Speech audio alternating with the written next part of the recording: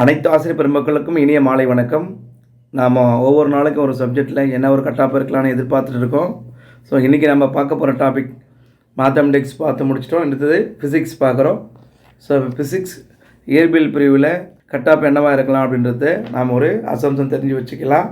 So அடுத்ததாக இருக்கிற தேர்வுகளுக்கும் படிப்பதற்கான வேலைகளை தொடங்கலாம். இல்லைனா இதில் செலக்ட் ஆகிற அளவுக்கு இருந்தால் சந்தோஷமாக இருக்கலாம். 10 நாளில் ரிசல்ட் வரப்போ பார்த்துட்டு அந்த பணியாணை பெற்று பணிக்கு போகிற மாதிரி நீங்களே உங்களை தயார்படுத்திக்கலாம். இது ஒரு தோராயமான கணிப்பு தான். இது ஒரு முடிவானதாக உங்கள்கிட்ட சொல்ல முடியாது. இதில் ஏன்னா உங்களுடைய வெயிட்டேஜ் மார்க் இருக்குது, ப்ளஸ் உங்களுடைய டேட் ஆஃப் பர்த் இருக்குது, இதில் உங்களுடைய ஸ்கில்லுக்கான ரைட் ஹேண்ட் மார்க் இருக்குது. ஸோ இது எல்லாமே தேர்த்து தான் அதில் முடிவு சொல்லப்படும். ஃபிசிக்ஸில் நம்ம என்னென்னு பார்த்துடலாம். இந்த ஃபிசிக்ஸில் மார்க்கில் ஃபஸ்ட்டு பார்த்திங்கன்னா ஒரு ஆசிரியர் இதில் இந்த ரிட்டன் மார்க்ஸ் அந்த காம்படிட்டிவ் எக்ஸாமில் எடுக்கிற மார்க்கு வெயிட்டேஜ் மார்க்கு 5.5 0.5 வரைக்கும் இருக்குது, ப்ளஸ் டேட் ஆஃப் பர்த். இந்த 3 தான் ஒரு பட்டதாரி ஆசிரியராக இந்த இயற்பியல் பாடப்பிரிவுக்கான பட்டதாரி ஆசிரியராக பணியாணை பெறுவதற்கான பிரகாசமான வாய்ப்புகளை வழங்குது. அதனால் இது 3மே உங்களுக்கு ரொம்ப முக்கியமானது. இந்த 3 கூட தமிழ் வழி அப்படின்ற ஒரு இருந்தால் இன்னும் கூடுதல் சிறப்பு. ஸோ அதுவும் ஒரு முக்கியமானது. இந்த 4மே இந்த டிபார்ட்மெண்ட்டில் முக்கியத்துவம் வாய்ந்ததாக இருக்குது. அது யாராக இருக்கீங்களோ அதுக்கான வாய்ப்புகளை நடத்த பார்க்கலாம். இந்த வெயிட்டேஜ் மார்க் ஜிஓ பிரகாரம் கொடுத்துருக்காங்க, உங்களுக்கு நல்லா தெரியும். இருந்தாலும் மீண்டும் ஒரு முறை உங்கள்கிட்ட சொல்லிக்கிறேன். 2012 பாஸ் பண்ண டீச்சர் இருந்தால் 5.5, 2013 5 mark, 2014 4.5, 2017 3 mark, 2019 2 mark, 2022 0.5 mark, 2023 0 mark. So இந்த மதிப்பெண்கள் உங்களுடைய போட்டித் தேர்வில் எடுக்கக்கூடிய மதிப்பெண்ணோட இணைத்து முழு மதிப்பெண்ணாக உங்களுடைய அது இனச்சுழற்சி அடிப்படையில் கடைசியாக தமிழ் வழி கோட்டாவோடு சேர்த்து தான் உங்களுக்கு ஃபைனலாக ரிசல்ட் வரும். இன்னும் கூடுதலாக 10 நாட்களில் வருவதற்கு வாய்ப்புகள் உள்ளது அப்படின்ட்டு டிசிஏ கணிக்கிறது. அதே மாதிரி உங்களுக்கு இதில் நீங்கள் கட்டாயமாக தமிழ் கட்டாய தேர்வு புக் இருக்கும். அதில் நீங்கள் 20 மதிப்பெண் எடுத்திருந்தால் தான் பாஸ்.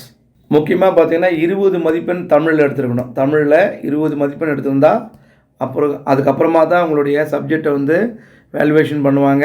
அதனால் 20 மதிப்பெண் எடுத்துகிட்டு மீதி இருக்கிற மதிப்பெண்ணில் கூடுதல் மதிப்பெண் பெற்றிருந்தால் மட்டும்தான் நமக்கு பணி வாய்ப்புகள் கிடைக்கும்.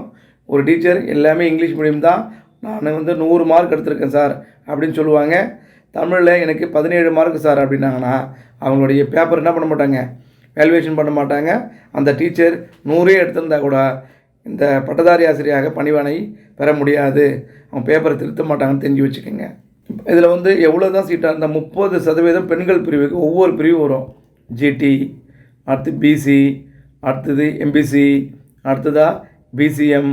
ஸோ இது மாதிரி தனித்தனி பிரிப்பாங்க ஒவ்வொரு பிரிவுலேயும். எஸ்சி, அடுத்ததாக எஸ்டி இப்படின்ட்டு ஒவ்வொரு பிரிவுலேயும் நமக்கு என்ன பண்ணுவாங்கன்னா இந்த பெண்கள் பிரிவு தனியாக பிரித்து கொடுப்பாங்க. ஸோ அதனால் இந்த இயற்பியல் பாட ஆசிரியராக பணியாற்றும் போது கூடுதலாக ஒரு குறைஞ்சது 100 இடங்களாவது கூடுதல் இடங்கள் பெண் ஆசிரியர்கள் கூடுதலாக இடம் பெறுவதற்கு பிரகாசமான வாய்ப்புகள் இந்த ஜிஓ வழங்குகிறது. அடுத்ததாக பிஹெச்டிஎம் சர்டிஃபிகேட் இந்த இயற்பியல் பாடப்பிரிவை பொறுத்த வரைக்கும் 180% உங்களுக்கு ஆங்கில வழி தான் படித்திருக்க வாய்ப்புகள் உள்ளது. ஒருவேளை நான் இங்கிலீஷ் மீடியம் தான் படித்தேன் அப்படின்றது இல்லாமல் தமிழ் மீடியம் யாராவது படிச்சிருந்தா ஒரு தேர்வு தமிழில் எழுதக்கூடாது. ஃபிசிக்ஸை ஃபுல்லாகவே தமிழில் படிச்சிருக்கணும். 3 வருஷமும் பிஎஸ்சியே first year, second year, third இயரை ஃபுல்லாகவே என்ன பண்ணியிருக்கணும்னா தமிழில் படிச்சிருக்கணும். அடுத்தலாம் லாஸ்ட்டு பார்த்திங்கன்னா பிஎடும் தமிழில் படிச்சிருந்தா தான் இந்த பிஹெச்டிஎம் 20%. ஒருவேளை யாருமே இல்லை சார் அப்படின்னு கேட்டிங்கன்னா அது 20% இடஒதுக்கீடும் ஆங்கில வழிக்காக முழுமையாக பின்பற்றப்படும். ஆங்கில வழியாக மாற்றப்பட்டு அந்த இனச்சுழற்சி முறை டிஆர்பி கடைப்பிடிப்பாங்க. அடுத்தது அதில் செகண்ட் கிரேட் டீச்சராக நிறைய பேர் டீச்சர் ஒர்க் பண்ணுவாங்க. சயின்ஸ் டீச்சரில் ஃபிசிக்ஸு, கெமிஸ்ட்ரி, பாட்னி, ஜுவாலஜி 4 பிரிவிலுமே செகண்ட் கிரேட் டீச்சர்ஸ் 8ஆம் வகுப்பு போகிற இருக்காங்க. டிடிஎட் முடிச்ச டீச்சர்ஸ் இருப்பாங்க. அவங்க பிஎஸ்சி, பிஎட் படிச்சிருப்பாங்க. ஸோ அவர்கள் ப்ரொமோஷனுக்காக காத்துட்ருப்பாங்க. இல்லைனா இந்த மாதிரி தேர்வுக்காக வெயிட் பண்ணிகிட்ருப்பாங்க. அவங்க டெட் பேப்பர் 2வும் பாஸ் பண்ணியிருப்பாங்க. அவங்க ஆர்வமாக இந்த தேர்வு எழுதியிருக்கும் போது அவர்களுக்கான இடஒதுக்கீடு 10%. அப்போது 300 சீட் அப்படின்னா ஒரு 30 சீட் டீச்சருக்கு போயிடும். அந்த டீச்சர்ஸ் யார் இருக்காங்களோ அவங்களுக்கு குறைஞ்சபட்ச மதிப்பெண் வரைக்கும் போகும். போன முறைலாம் பிஜியில் பார்த்திங்கன்னா ஒவ்வொரு சப்ஜெக்ட்லேயும் ஜுவாலஜி, ஃபிசிக்ஸ், கெமிஸ்ட்ரி அது மாதிரியான பாடங்களில் 75 மதிப்பெண் எடுத்த ஆசிரியர் பெருமக்கள் ரொம்ப கம்மியான மதிப்பெண். அதில் அந்த டீச்சர்லாம் கூட இந்த டிராயிங்கு தையல் பீட்டில் பாஸ் பண்ணியிருந்தாங்க. எனக்கு தெரிஞ்சு ஒரு 8 டீச்சர்ஸ் அந்த மாதிரி 75 மதிப்பெண்ணுக்கு எடுத்த எல்லா டீச்சருமே பணியாணை பெற்று வேலைக்கு போயிட்டாங்க. ஸோ அதனால் இது வந்து பெஸ்ட்டு ஆப்பர்ச்சுனிட்டி தான் இது. அடுத்ததாக இந்த ரிசர்வேஷன் கோட்டான்றது 4%, அதாவது மாற்றுத்திறனாளிகள் கோட்டா, அதுவும் உங்களுக்கு கொடுத்துருக்காங்க. ஸோ இது மேக்ஸிமம் ஒரு 15 சீட்டு அந்த தோழர்கள் ஆசிரியர்களுக்கு போகுது. ஸோ அவங்களுக்கும் இந்த 4% இடஒதுக்கீடு போயிடும். இப்போது பாயிண்ட்டுக்கு வருவோம். இப்போ டோட்டல் வேக்கன்சி அப்படின்னு பார்த்தீங்கன்னா 293, ரெண்டாவது செட்டில் ஒரு 10 கொடுத்துருந்தாங்க. IEDSS அப்படின்ற, அதாவது காது கேளாதோர், வாய் பேச முடியாதோர் அல்லது அந்த மாதிரி ஒரு டிபார்ட்மெண்ட்டில், அதாவது மாற்றுத்திறனாளிகள் டிபார்ட்மெண்ட்டில் சிறப்பு, அதாவது ஸ்பெஷல் பிஎட் பண்ணியிருக்கணும். ஸ்பெஷல் பிஎட் அதுக்குன்னே தனி கோர்ஸ் இருக்குது. அந்த ஸ்பெஷல் கோர்ஸ் படிச்சிருந்தாங்கன்னா அந்த ஆசிரியர் பெருமக்களுக்கு இந்த 11 சீட்டு அவங்களுக்கானது. அதில் நம்ம பொது பிரிவில் இருக்கிற பிஎட் ஆசிரியர்கள் போக முடியாது, இவங்களுக்கு தான் போகும். அப்போது கிட்டத்தட்ட 303 சீட் இருக்குது. ஸோ இந்த 303 சீட்டில் தமிழ் வழியில் 55 சீட் இருக்குது. அதில் இடைநிலை ஆசிரியர்களுக்கு ஒரு 31 சீட்டு போயிடுது. ஸோ மாற்றுத்திறனாளிகள், அதாவது அவங்களுக்கு ஒரு 12 சீட்டு போயிடுது. கிட்டத்தட்ட 43 சீட்டு, கிட்டத்தட்ட 43 சீட்டு இதில் போயிடுதுன்னு அப்படின்னா, ஸோ நாம் போகிறது 260 சீட்டு தான் நம்ம பொது பிரிவில் இருக்கிற ஆசிரியர் பெருமக்களுக்கு வருது. ஸோ இந்த கரெக்டாக அப்போ 260. இந்த 260லேயே பார்த்தீங்கன்னா மேல் மட்டும் கணக்கிட்டால் 50, 62, 83, 85, 89 சீட்டு தான் அவங்களுக்கு வருது. ஸோ 89 சீட்டில் தான் பொது பிரிவில் ஆண்கள் போட்டியிடக்கூடிய சீட்டு கிட்டத்தட்ட. மீதி இருக்கிற இந்த 100 சீட்டுக்கு மேலே பெண்கள் பிரிவுக்கு இடம்பெறாங்க. ஸோ இதெல்லாம் நீங்கள் தெரிஞ்சு வச்சுக்கணும். நம்ம என்ன பண்ணுவோம், ஒருத்தர் வந்து சார் நேற்று ஃபோன் பண்ணுறாரு, சார் எனக்கு 75 மார்க்கு சார், எனக்கு வேலை கிடைக்குமான்னு சொல்கிறாரு. 75 மதிப்பெண் எடுத்தால் அவருக்கு வேலை கிடைக்குமா இல்லையான்றத இந்த விஷயங்கள்லாம் தெரியாதனால அவர் மொத்தமாக கணக்கெடுக்கிறாரு. ஸோ இந்த மாதிரி விஷயங்கள்லாம் இதில் ஈடுபடாது. ஸோ இந்த தமிழ் வழி இடைநிலை ஆசிரியர் மாற்றுத்திறனாளி பிரிவில் என்னை பொறுத்த வரைக்கும் ஸோ ஒரு 75 மதிப்பெண் எடுத்திருந்தாலே போதுமானது. இல்லை இதுக்கு ஆள் கிடைக்கலன்னா இன்னும் கம்மியாகவும் எடுப்பாங்க. ஸோ இந்த பிரிவில் இருக்கிற இந்த ஆசிரியர் பெருமக்களுக்கெல்லாம் ஒரு தனிப்பட்ட ஒரு கட்டாப்பாக வச்சுக்கலாம். 75 மதிப்பெண்ணுக்கு மேலே இருந்தாவே ஈஸியாக கிடைக்கும். இல்லை சார் 75 மதிப்பெண்ணுக்கு மேலேயே யாரும் இல்லை அப்படின்னா கூட 65 வரைக்கும் கூட அவங்களுக்கு கீழே குறைச்சிக்கிட்டே போவாங்க. ஏன்னா இந்த மாதிரி பொது பிரிவில் 65 வரைக்கும் கூட எடுத்து உங்களுக்கு டீச்சர்ஸ் ஆக்கலாம். அதனால் இந்த டீச்சர்ஸுக்கு இந்த மாதிரி கட்டாக இருக்கிறவங்களுக்கு இந்த பர்சன்டேஜே போதுமானது. அடுத்ததான் நம்ம பார்க்க போகிறது என்னென்னா, இப்போ பொது பிரிவுக்கு என்னவாக இருக்கும் அப்படின்னு பார்த்தீங்கன்னா, டிசிஏவின் கணிப்புப்படி 90 மதிப்பெண்ணிலிருந்து 105 மதிப்பெண் வரை பொது பிரிவுக்கு வழங்கப்படுகிறது. ஜிடி 90லேருந்து 105 வரைக்கும் ஜிடியில் இருக்குது. கிட்டத்தட்ட அதில் வந்து கணக்கெடுத்து பார்த்திங்கன்னா ஒரு 85 சீட்டு வருது. ஸோ 85 சீட்டில் அது நிறைய கழிச்சிட்டா கூட 60 சீட்டு தான் வருது. இதில் 90லேருந்து 105 வரைக்கும் இயற்பியல் பாடப்பிரிவில் 85 மதிப்பெண், அதாவது 85 சீட்டும் ஃபுல்லாகிடும் அப்படின்றது டிசியோட கணிப்பு.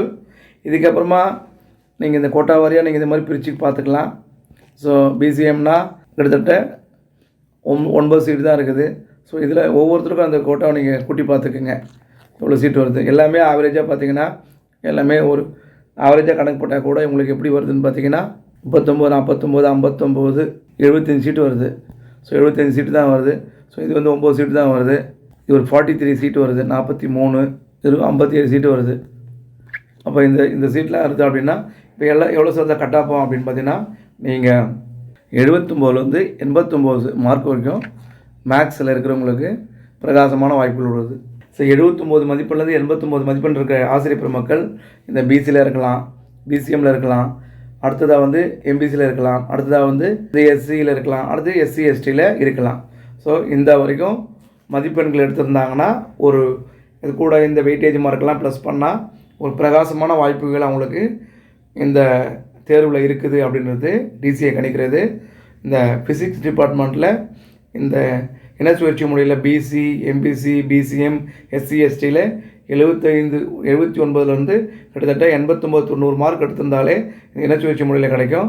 90ல் 105க்கு மேலே இருந்தால் எல்லாருக்குமே ஜிடி பிரிவில் கிடைக்கிறதுக்கு பிரகாசமான வாய்ப்புகள் உள்ளது. இந்த மதிப்பெண்களை சரியான முறையில் பெற்றுள்ள ஆசிரியர் பெருமக்கள் அனைவருக்கும் டிசிஏவின் சார்பாக மீண்டும் ஒரு வாழ்த்துக்களை தெரிவித்துக் கொள்கிறேன். இன்னும் ஒரு 10 நாட்களில் உங்களுக்கு வரும். சார் 10 கொஷின் அப்ஜெக்ஷன் ட்ராக்கரில் இருக்குது சார், அது எல்லாருக்கும் காமனாக தான் அதை வந்து பண்ணுவாங்க. ஒரு சில ஆசிரியர் எங்கிட்ட கேட்குறது என்னன்னா, சார் நான் ஒரே ஒரு கொஷின் கண்டுபிடிச்சேன், அதை நான் அனுப்பியிருக்கேன்னு நினைக்கிறாங்க.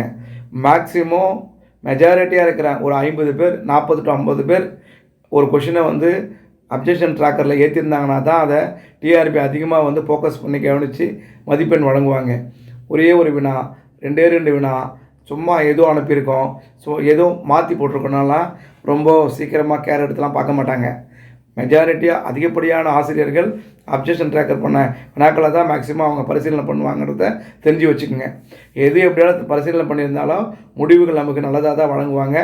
ஸோ இதை வந்து நீங்கள் பார்த்துக்குங்க. ஸோ இது கூட நீங்கள் நிறைய கூடுதல் பணியிடங்கள்லாம் இருக்குது சார், ஆட் ஆகிட்டே இருக்குமா சார், சேர்த்துட்டே இருப்பாங்களா சார் அப்படின்லாம், இதெல்லாம் அரசின் கொள்கை முடிவு. மேக்ஸிமம் 2 முறை ஆட் பண்ணிட்டாங்க. 3வது முறை ஆட் பண்ண வருவதற்கு வாய்ப்புகள் கொஞ்சம் குறைவு தான். அதனால் நீங்கள் 3வது வரும் 4வது வரும் சேர்த்துக்கிட்டே இருப்பாங்க, கூப்பிட்டுட்டே இருக்காங்க நினைக்க வேண்டாம்.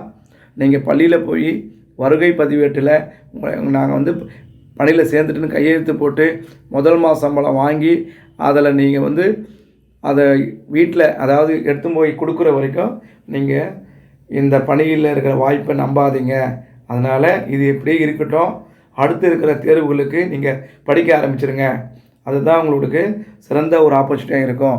ஏன்னா சில நேரங்களில் நாம் மே 31 பேப்பரில் போட்டிருக்காம சார், போஸ்டிங் அன்றைக்கி போடுறாங்களாமே சார், நிறைய டீச்சர்ஸு குழந்த மாதிரி பேசுகிறீங்க. 31 போட மாட்டாங்க. ஒருவேளை இந்த ஃபிசிக்ஸுக்கு 4-5 கொஷின் நான் வந்து சேலஞ்சு பண்ணுறேன், கவர்மெண்ட்டில் பண்ண முடியல, நான் வந்து கோர்ட்டில் பண்ணுறேன், கோர்ட்டுக்கு போகிறான்னு வச்சுங்களேன், அந்த மாதிரி டைமில் 5 மாதம் 6 மாதம் கூடுதலாக கூட இருக்கும். அரசு என்ன சொல்லும், நாங்கள் சரியாக தான் ரெடியாக இருக்கிறோம், சரி கோர்ட்டில் கேஸ் இருக்கிறதுனால வெயிட் பண்ணுறோம் அப்படின்வாங்க. ஏன்னால் நானே 19 மாதங்கள் காத்திருந்த ஒரு நபர். அதுபோல் ஒரு வாய்ப்புகள் கூட சில நேரங்களில் உருவாகிவிடும். அதனால் படிக்கிறத தயவுசெய்து உங்களுடைய முழு நேரம் ஒரு ப்ராப்பர்ட்டி, உங்களுடைய என் கையில் இருக்கிற ஒரே சொத்து படிப்பு தான் சார், அதனால் நான் படிக்கிறேன் சார்ன்றவங்க தொடர்ந்து படிச்சுட்டே இருங்க. இந்த பணி வாய்ப்பு பக்கத்துலேயே வருது, உடனே கிடைக்குதெல்லாம், கிடைக்கும் போது கிடைக்கட்டும், தானாக வேலைக்கு போயிடுங்க. கிடைக்காதப்போ இன்னும் என்னென்னலாம் கிடைக்கணுமோ அதுக்கான முயற்சிகளை எடுத்துகிட்டே இருங்க. என்னுடைய தாழ்மையான வேண்டுகோள் இது. உங்களுக்கு ஒரு நீங்கள் எல்லோரும் படிக்கிறீர்கள், எல்லோரும் கேட்கிறீர்கள், நீங்கள் எல்லோரும் புரிந்து கொள்ளக்கூடியதற்காக இது ஒரு சொல்லப்பட்ட ஒரு கட்டாப் தான். இது வந்து குறைக்க வேண்டும், வேறு மாதிரி இருக்குது, இன்னும் வேறு மாதிரி அப்படின்லாம் எந்த ஆசிரியர் பக்கம் நினச்சிக்க வேண்டியதில்லை. அப்படி வேணால் நீங்களே 10 மார்க் போட்டுக்கோங்க, நீங்களே 20 மார்க் கூட்டிக்கோங்க, நீங்களே 5 மார்க் குறைச்சிக்கோங்க. அந்த மாதிரி நீங்கள் சந்தோஷமான மனநிலையில் இருங்க. ஆனால் தொடர்ந்து படிங்க. இந்த தேர்வு ரிசல்ட் வந்து ஜூன் ஜூலையோ அல்லது ஆகஸ்ட் 15க்குள்ளே உங்களுக்கு விடுதலை, அதுக்குள்ளே பணியாணை பெற்று வணியில் போவீங்கன்ற மாதிரி ஒரு நம்பிக்கையோடு இருங்க. ஆனால் படிக்கிறதை தொடர்ந்து படிச்சுட்டே இருங்க அப்படின்னு சொல்லி வாழ்த்துக்களை கூறி விடைபெறுகிறேன் டீச்சர்ஸ். நன்றி.